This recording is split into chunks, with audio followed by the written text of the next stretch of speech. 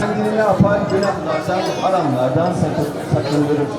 Bir diğer konuda halinden anlar mı? ızdırapını yüreğinde Peygamber Efendimiz'in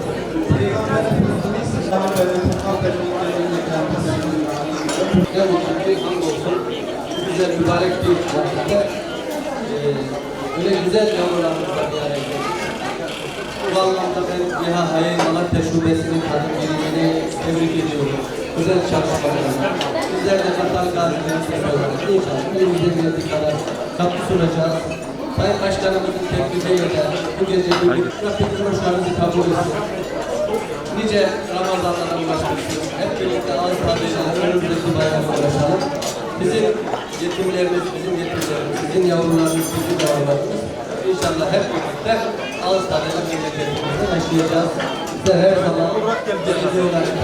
Ailelerimizi, yanımlarımızı, şefkatlerimizi üstlerine çekmeyeceğiz.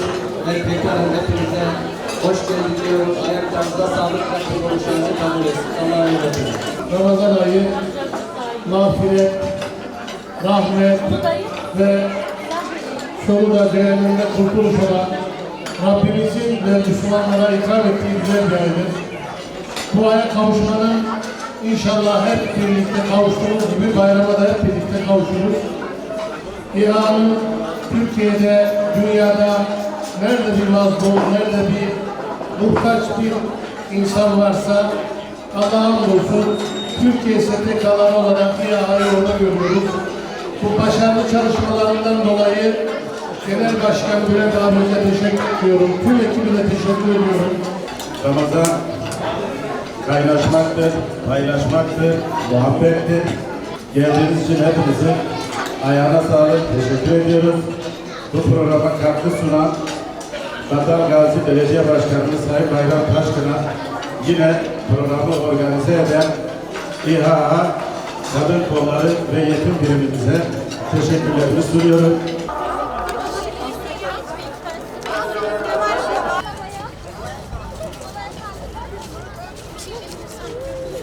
Thank you.